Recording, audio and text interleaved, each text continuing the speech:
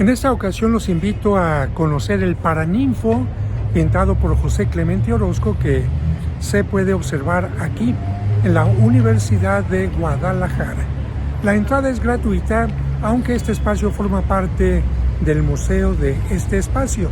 Para entrar al Paraninfo, uno puede entrar sin ningún problema siguiendo este camino.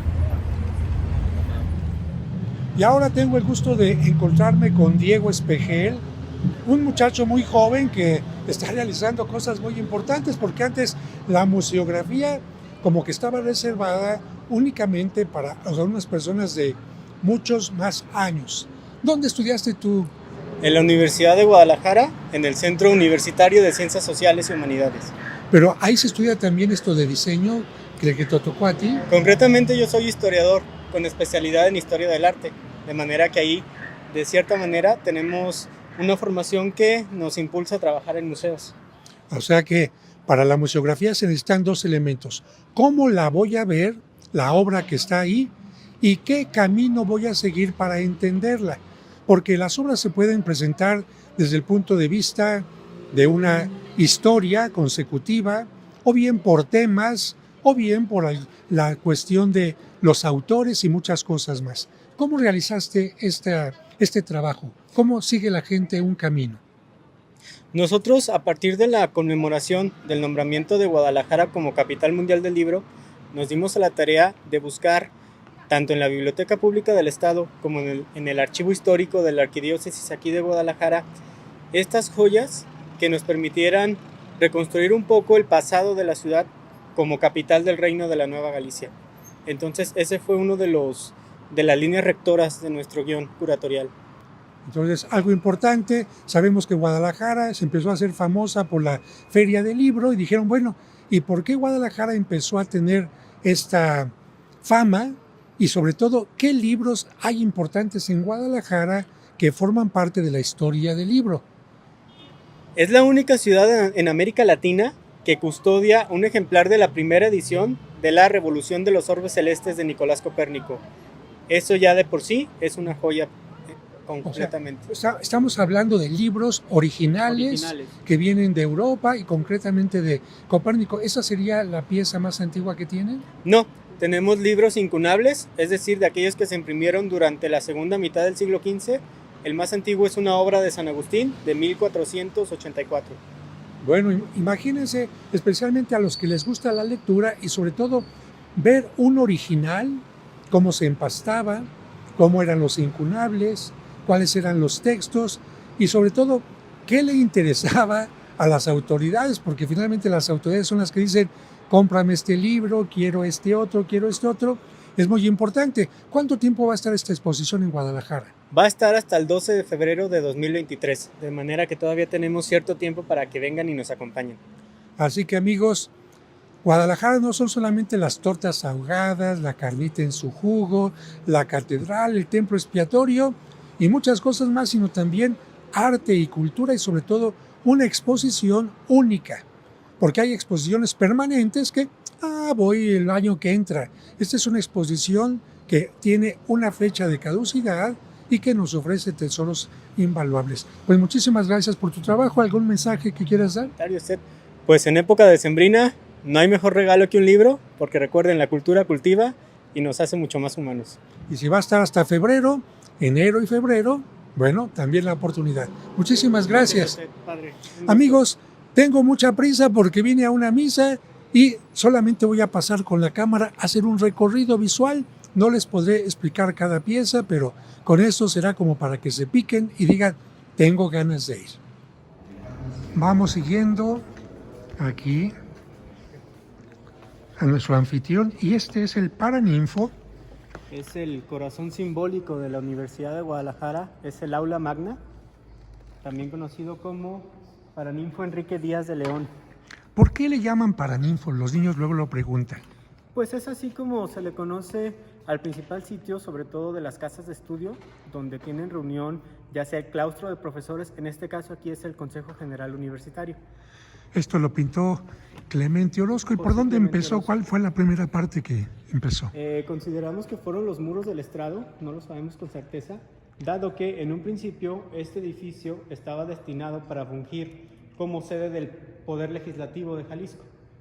De manera que el tema de los muros del estrado está muy enfocado en esta revolución social. Justamente se llama el mural El pueblo y sus falsos líderes.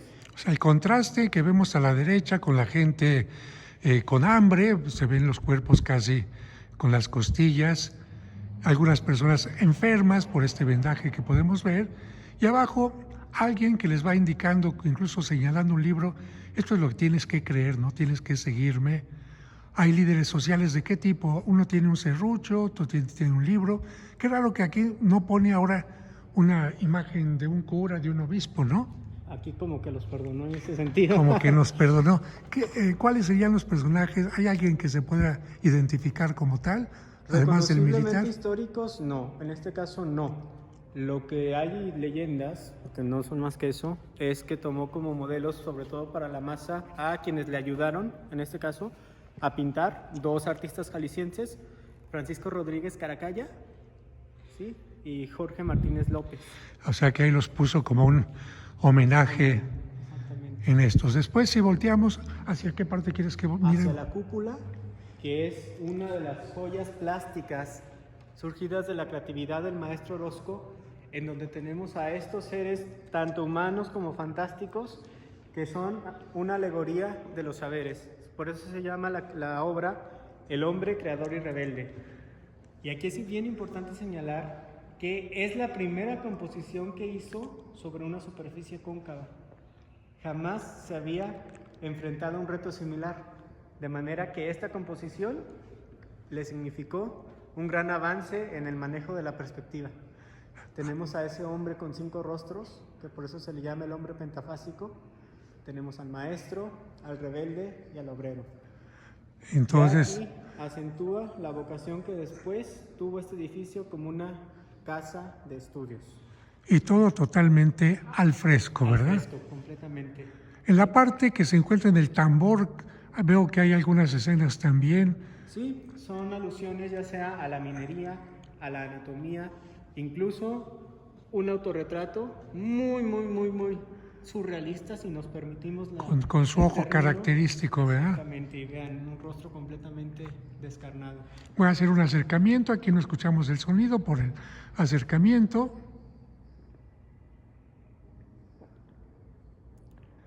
Y bueno, además de esto, la parte arquitectónica con estas columnas, con capitel corintio, hacen un espacio maravilloso, creado precisamente con esta altura y con esta capacidad acústica, para que en aquel tiempo en que no había micrófonos, se pudiera escuchar perfectamente al orador o a las personas que se encontraban aquí. Y además con una parte de galería en la parte media. ¿Algo más que nos quisieras compartir en esta visita? Son los primeros murales que Clemente Orozco pinta en la ciudad de Guadalajara, de manera que aquí se siembra la primera semilla de su genio plástico. Bueno, y ahora una visita rápida a la exposición que te tocó atender. Sí, vamos a seguirte. Y aunque esta parte, como les he mencionado, tiene exposiciones permanentes, ahorita iríamos a la exposición, pero antes saludo a la encargada de comunicación. ¿Tu nombre, por favor? Sandra Reyes. Sandra Reyes. ¿Qué es lo que la gente que visita este lugar puede encontrar en las exposiciones permanentes? De exposición permanente serían los murales de José Clemente Orozco, que se encuentran en el Paraninfo Enrique Díaz de León. Y aquí podemos ver, para la gente que viene, un audiovisual donde se ve parte de los dibujos que utilizó para su obra, ¿verdad? Sí, así es. Aquí. Al fondo también una tienda, pero vamos ahora a la exposición. Impresiones del pensamiento, libros y manuscritos de los siglos XV a XIX. Muchísimas gracias. Gracias a ustedes. Vamos a caminar por estos pasillos de esta casa espléndida. Es un museo universitario y entonces tenemos diferentes vertientes para apoyar a los creadores de nuestra ciudad. Una de ellas es el premio que se entrega a lo mejor del teatro. Son estas butacas que que intervienen muchos ilustradores, artistas gráficos, artesanos de nuestra localidad, y en el mes de enero se están entregando a las mejores puestas en escena que tienen como ciudad sede a la Perla Tapatía. ¿Solamente teatro o cine también? Nada más teatro. Teatro, porque teatro. Guadalajara también se ha caracterizado por el Festival de Cine. Y bueno, vean estas butacas tan curiosas que tendrían que ver con el cine de terror o a lo mejor algo así. Otras que están inspiradas en colorido mexicano. Y bueno, cosas interesantes. No les paso todo para que vengan ustedes y las vean. Y continuamos con el recorrido. Claro, nos dirigimos ya entonces a la muestra Impresiones del Pensamiento, de las que les hablé hace un momento. Y justamente nuestro periodo que abarcamos es del siglo XV al siglo XIX. Entonces, vamos a retroceder en el tiempo, siglo XV. Bueno, la escritura en el siglo XV, imagínense qué es lo que vamos a encontrar aquí. De las letras, que justamente fue la línea rectora que utilizamos como testimonio de los anhelos, de los miedos, de los saberes del pasado. ¿Por qué? Lo que nos vamos a encontrar son testimonios de la fe, del saber y del poder, que gracias a la imprenta o a la pluma quedaron para nosotros en hojas y demás soportes. Ahora, imagínense una exposición como esta, no presenta únicamente los libros, sino tiene que estar acompañada también de pinturas de la época, escudos, mobiliario, para que la gente en su mente se imagine en qué tiempo se escribió tal o cual obra, ¿verdad?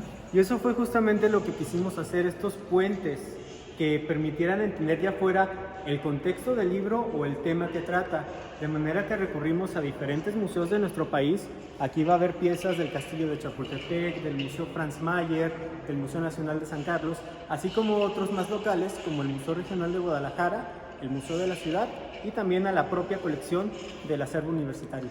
Imagínense varios museos juntos, porque así se utiliza, se comparten los museos, las piezas, las obras para tener una idea. En esta sala, ¿qué sería la joya principal?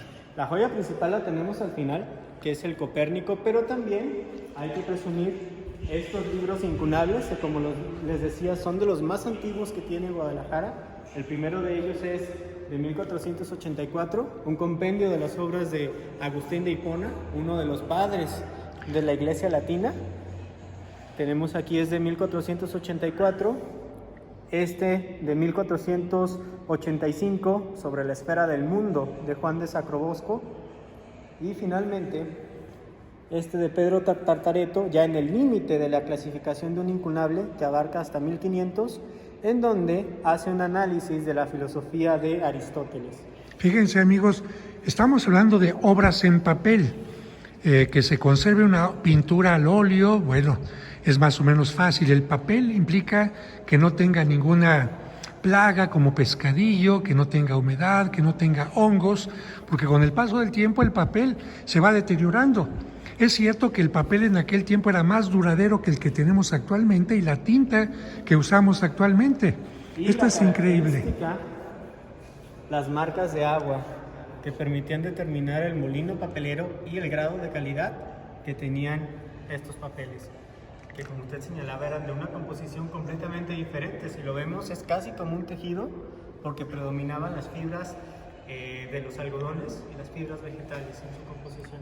Increíble. Y bueno, lo que hizo China al inventar el papel, porque de lo contrario seguiríamos escribiendo o en barro como en Mesopotamia, en papiro como en Egipto, o en pergamino como en Pérgamo y todos los lugares que siguieron este lugar. Pues vamos a la joya principal. ¿O querías decir algo más? Exactamente.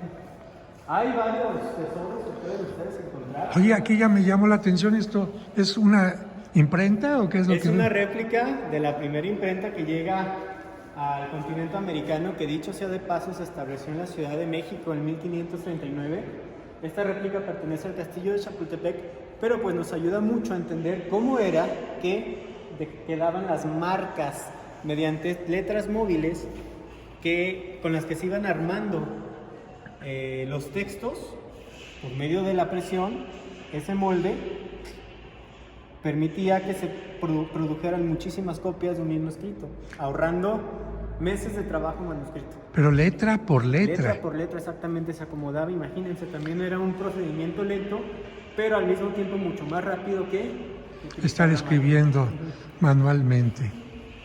Hay joyas, algunas luminosas, otras más perversas, como el Malleus Maleficarum, que si nosotros conocemos el arquetipo de una bruja en la actualidad, casi estoy seguro que procede de ese libro, que si bien no fue ni el único ni el último, sí va a ser uno de los que más influencia va a tener en la idea de lo que es una bruja. Por eso lo acompañamos con grabados de Goya, ¿no? Exactamente, en este caso de la serie de los caprichos, pero aquí tenemos un dibujo, no es un grabado. Este fue uno de los dibujos preparatorios para el posterior grabado. Ese directamente es de la mano de este gran genio español. Bueno, sabemos que Goya tuvo una etapa muy luminosa, llena de color, cuando hizo los tapices para los palacios, pero tuvo etapas oscuras que incluso lo llevaron a problemas con la iglesia.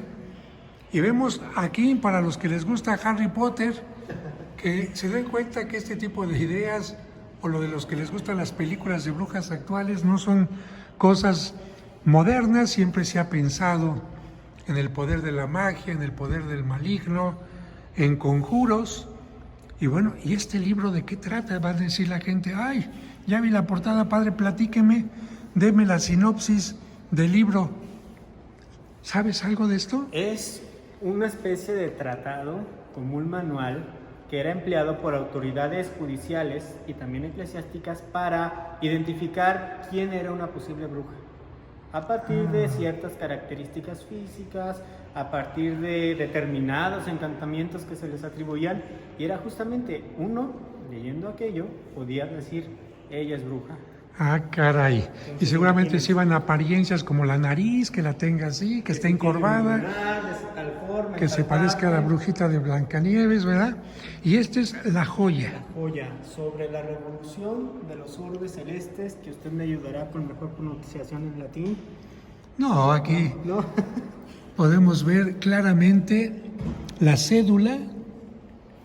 Y luego dice Biblioteca Pública del Estado de Jalisco, o sea que es de la biblioteca. ¿Ese es el sello de la biblioteca? Sí, el sello antiguo de la biblioteca.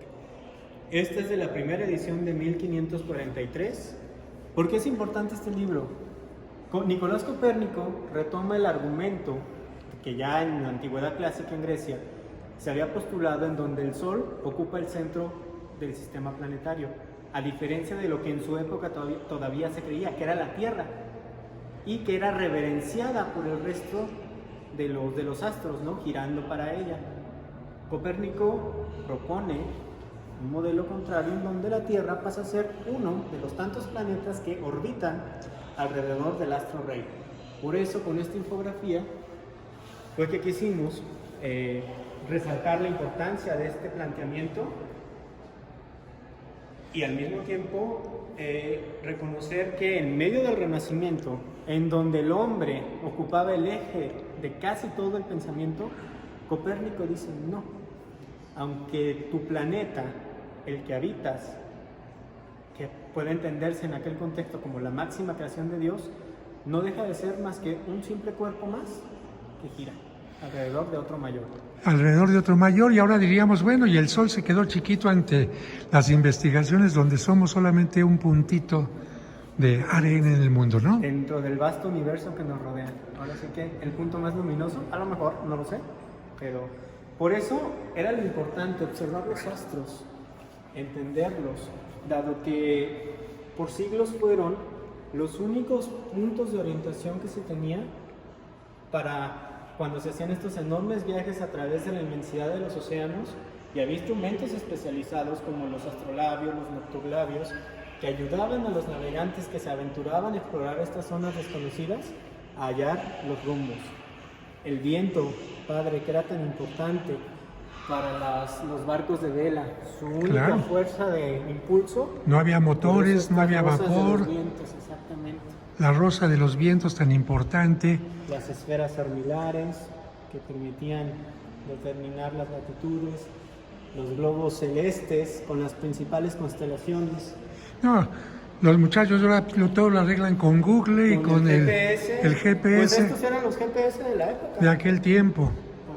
Imagínense navegando en un barco y sin saber hacia dónde me estoy dirigiendo. Y justamente en estas tierras desconocidas, sobre todo para los ojos de los europeos, pues eran zonas fértiles para la imaginación, donde las creían habitadas por seres mitológicos como las sirenas, como terribles basiliscos, o ya estos entes híbridos a medio camino entre humanos y canes, los cinocéfalos, de los cuales Marco Polo ya nos hablaba. Que de otra manera hablan del miedo. Estamos seguros en nuestra comodidad. Conozco mi rancho, mi pueblo, mi ciudad, pero si me meto al mar, ¿qué hay allá? Mejor no te metas. Te dice la mente, te dice el miedo, te paraliza como la medusa, pero cuando vences al miedo, eres capaz de encontrar una nueva tierra y hasta un nuevo continente, ¿no? Y descubrir nuevos animales que en tu contexto regional los ignorabas. Entonces los grandes calamares que hay en el Atlántico, pues ellos los asemejaban con el kraken, ¿no? Esta curiosa bestia con mucho apetito por las embarcaciones. Y evidentemente explorar nuevas regiones lleva a que los monarcas europeos tuvieran conciencia de que existía un nuevo mundo. Aquí destacamos a los Trastámara, que son la dinastía a la que pertenecieron los reyes católicos, Isabel de Castilla y Fernando de Aragón, porque justamente van a ser ellos quienes van a impulsar los primeros viajes de Cristóbal Colón, que sabemos que él en su afán por llegar a las Indias navega al occidente del Océano Atlántico, pero con lo que se topa es con un nuevo mundo, que él en su momento no lo supo, sino van a ser otros exploradores los que van a llegar a esa conclusión. Lo que hace que llame a la gente de esta población los indios, ¿no? Indios, así es. Lo correcto sería indígenas, quizás, pero bueno, ni tampoco esto, ¿verdad? Tampoco. Indios, de ahí derivan las leyes de Indias. Todo este cuerpo legal que les correspondió a los Habsburgo, la siguiente dinastía española que gobernó sobre América, todas estas disposiciones que casi por 300 siglos le permitió a la corona española dirigir, proteger, pero también reglamentar la vida en sus dominios más allá del océano.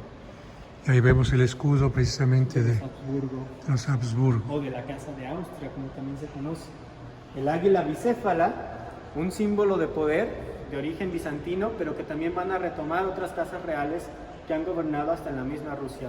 Que es otro tipo de monstruos. Hablábamos de los monstruos de dos cabezas, pero también cuando el poder está presente aparecen algunos monstruos. Monstruos y mucho más temibles, que es lo peor. ¿Con qué continuaríamos? Avanzamos un poco para llegar a Felipe II, uno de los monarcas más poderosos de todos los tiempos. Él fue el primero cuyo cetro literalmente se posó sobre todo el orbe.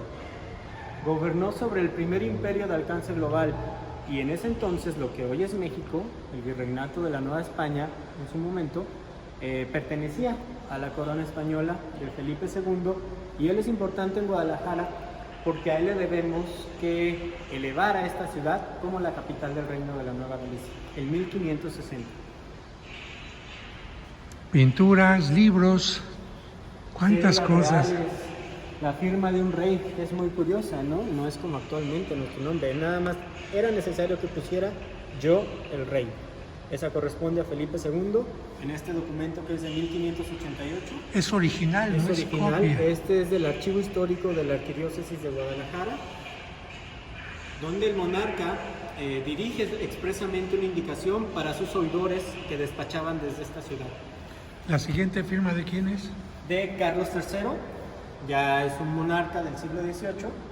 Y también aquí es importante ver la variación de la caligrafía, que es otro de los elementos claves que podemos encontrar en esta exposición, cómo nuestro mismo lenguaje va variando no solo en su forma para escribir, sino en los términos que utiliza. Así es. Lo que hoy pudiésemos considerar una falta ortográfica en siglos anteriores era la manera originaria de nuestra lengua. Este retrato que procede del castillo de Chapultepec, Carlos III, uno de los más importantes representantes del absolutismo monárquico en su variante ilustrada. Con un perrito en la parte de abajo.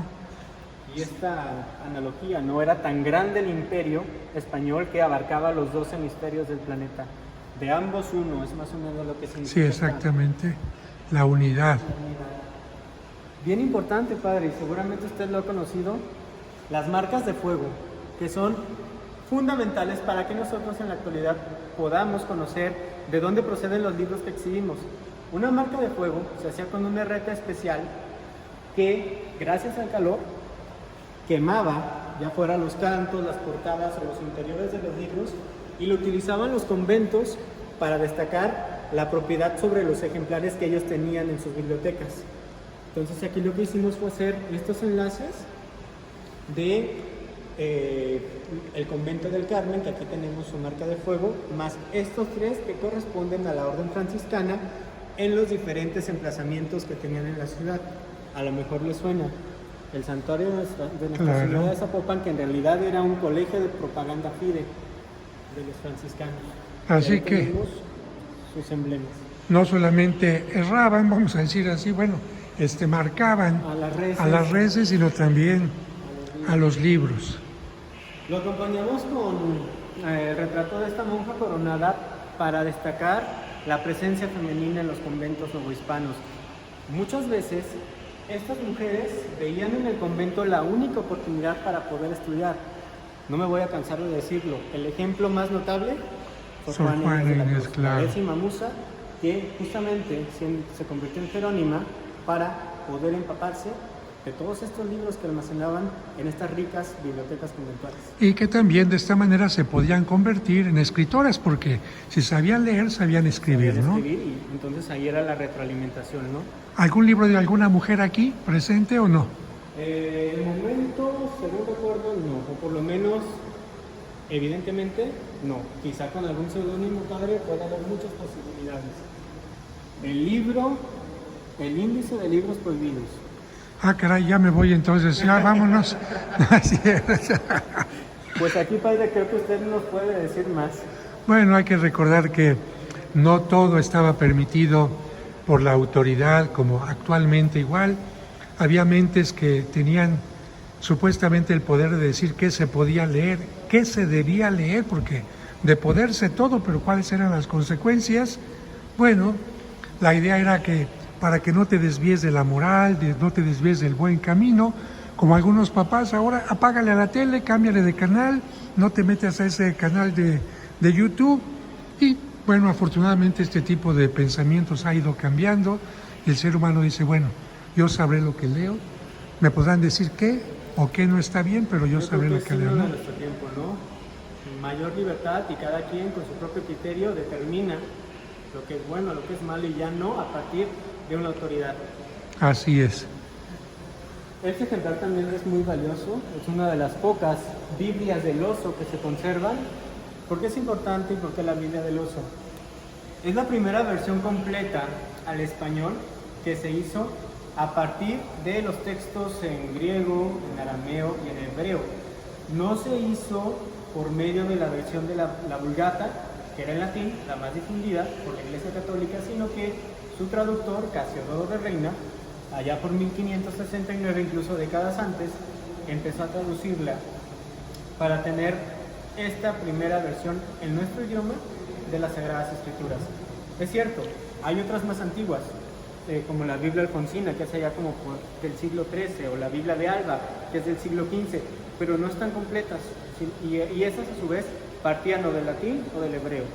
Esta, como ya se los dije, de idiomas contemporáneos, por decirlo de alguna manera, a cuando se escribieron.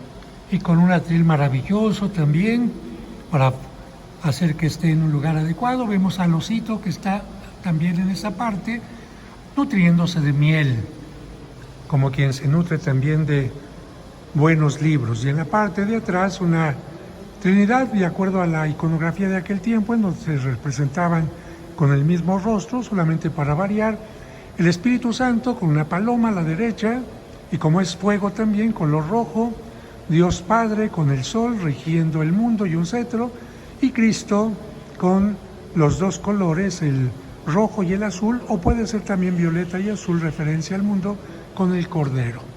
Trinidad antropomorfa. Antropomorfa. Ese modelo. Aunque todas las trinidades son antropomorfas casi, ¿no? Casi. Tienen la forma de hombre. Lógicamente el Espíritu Santo como la paloma. principal benefactor de la ciudad de Guadalajara de todos los tiempos no podía faltar en esta muestra. Fray Antonio Alcalde y Barriga, dominico, obispo a finales del siglo XVIII. Gracias a él, la ciudad de Guadalajara en 1792 recibió la primera imprenta. Entonces, no es casualidad que la primera obra publicada, más bien no publicada, hecha, impresa en nuestra ciudad, estuviese dedicado a la memoria de este ilustre obispo. Es un eloquio fúnebre, impreso en 1793.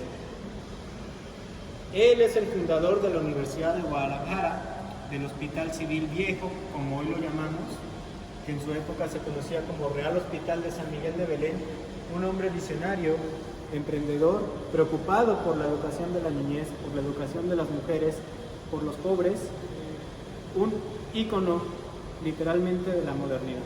Luego una novena dedicada a Nuestra Señora de Zapopan. La patrona indiscutible de la ciudad de Guadalajara, que ahí justamente resalta, abogada contra los rayos y las tempestades, así como Nuestra Señora de Aranzazú, de quien la capital de Jalisco conserva una preciosa capilla barroca con unos retablos maravillosos. Bueno, así que franciscanos en Zapopan, dominicos en la universidad, muchos conventos también en este lugar. Y estamos llegando ya al final de la exposición. Sí, con el padre de la patria, don Miguel Hidalgo Costilla, quien llegó a nuestra ciudad en 1810 y aquí, con la ayuda de Francisco Severo Maldonado, va a editar el primer periódico insurgente de América, El Despertador Americano. ¿Esta obra de dónde viene? Alcanzó 7 ejemplares. Aquí, esto sí les debo de confesar, son los únicos facsímiles, es decir, reproducciones fieles, que van a encontrar en la muestra. ¿La pintura de dónde viene? Del castillo de Chapultepec. Y después los demás son facsímiles, son los únicos facsímiles, los demás son originales. Pero tenemos esta joyita en donde van a poder apreciar la firma de don Miguel Hidalgo, la de Ignacio Allende y la de Ignacio López Rayón. Es el nombramiento que concede como generalísimo de América a un individuo para que se presuma como teniente de artillería. Ah, caray, esto sí que... Y vean, es un machote en toda la amplitud de la palabra, dado que combina partes impresas con manuscritas. También pertenece esta joyita a la Biblioteca Pública del Estado. Pues les había dicho que no íbamos a visitar la exposición, pero gracias a nuestro anfitrión la hemos visitado con mucho conocimiento, con mucho gusto, y realmente, aunque ya la vieron en este video, yo los invitaría a que acudan personalmente y se nutran de esto que forma parte de nuestra historia, porque solamente quien conoce su pasado puede vivir mejor su presente y entender muchas cosas del ser humano, porque todo esto que estamos viendo, libros, pinturas, fueron hechos por seres humanos en determinadas épocas, así como en algún tiempo estarán quizás algunos de nuestros teléfonos celulares como joyas del pasado, quién sabe qué existirá en aquel tiempo. Y se sigan funcionando. Y se sigan funcionando, pero miren, les digo, quizás su celular de hace 10 años ya no funciona, quizás su Viper de hace 20 años ya no funciona, ya se les cayó, y miren esto, que tiene siglos, sigue funcionando. Así que hay cosas en las que ciertamente, como decía aquel hombre en la Sagrada Escritura, lo escrito, escrito está, sea en notas musicales, sea en libros, sea en lo que sea, ¿no crees? Lo escrito permanece, lo verbal vuela y lo digital simplemente desaparece. Pues muchísimas gracias. Esta es una última obra con la que concluimos. Concluimos, sí, justamente porque los libros que acaba usted de tomar forman parte del registro de la UNESCO, Memoria del Mundo. ¿Por qué? Fueron escritos estos libros con fines de evangelización, de manera que registran muchas lenguas nativas que ya desaparecieron y por eso son importantes. Y concluimos con estos frailes franciscanos que destacaron por ese celo misionero que emprendieron en América. Este me parece haberlo visto en Zapopan, como parte de la vida de un santo. Creo que se trajeron de San Fernando, el convento, y es precisamente un momento de penitencia en el refectorio. Una persona, la cenefa, por supuesto, con higos, con granadas, Y bueno, el castigo franciscano, ¿por qué? ¿Habrá cometido alguna infracción? ¿Era simplemente penitencia? Ahí están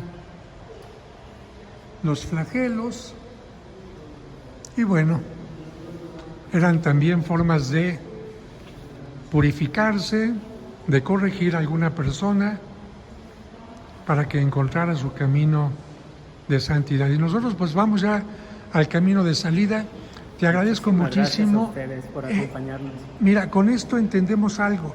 Antes, amigos, para que alguien estuviera cargado de sabiduría tenía que tener 80, 70, 60 años, y simplemente con esta visita se dieron cuenta cuánto un joven como tú que me estás escuchando puede saber si te aplicas. Si te aplicas. Quiero hacer este comentario. Nuestro invitado del día de hoy, nuestro anfitrión, ¿tienes Twitter? No.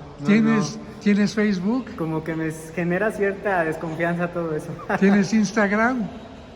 Pero quizás por eso le dedicas tanto tiempo al estudio, porque muchos jóvenes ahora lamentablemente le dedican tanto a los medios de estos que no se meten a fondo a las cosas. Pues muchas gracias. ¿Algún mensaje final? No, muchísimas gracias por su atención y vengan a Guadalajara, la capital mundial del libro. Muchísimas gracias. Me encuentro a una persona que trabaja en un área muy importante de los museos, que es la museografía. Esto tiene que ver con de qué manera se coloca una obra, qué tipo de colores tiene que tener de fondo, en qué forma se realiza lo que sería el procedimiento para que cada sala tenga una secuencia y muchas cosas más. Le voy a pedir que se presente. Tu nombre, por favor. ¿Qué tal? Soy Francisco Cuellar, diseñador aquí del museo. ¿Dónde estudiaste esto de diseño? En la Universidad de Guadalajara también, en el Centro Universitario de Arte, Arquitectura y Diseño. Bueno, y un privilegio trabajar para la universidad también, ¿no? Por supuesto, sí, la misma alma mater y pues bueno, aquí estamos vinculados con la gestión de la cultura. Para quienes no conocen Guadalajara, ¿este edificio fue la primera sede de la universidad o por qué se llama esta parte también universidad? Bueno, este edificio en sí es el esquema emblemático de la universidad, donde se tiene el Paraninfo y aquí se sesiona el Consejo General Universitario. Pero lo que dio pie a que esto se volviera museo en sí fue que en la cúpula que se tiene en el Paraninfo, Orozco, más o menos en 1933, fue los primeros murales en superficie cóncava que realizó, previo a irse a Cabañas y al gobierno del estado también, donde en esa temporada, en esos 2 años, estuvo haciendo murales aquí. Pero esta es la sede oficial en sí que se tuvo posterior a que se movió de la zona centro, que ahí sigue estando la biblioteca de la universidad, ¿no? Aquí enfrente, si voltea Víctor la cámara, se encuentra precisamente la Rectoría General, un edificio totalmente moderno, muy funcional, con muchas oficinas, y qué interesante que se encuentre exactamente frente a este edificio. Ahora, para los pequeñitos que siguen mis videos, para los jóvenes, miren, pintar un mural sobre superficie plana es una cosa. ¿Por qué? Porque visualmente se ve lo que uno pinta sin ningún problema.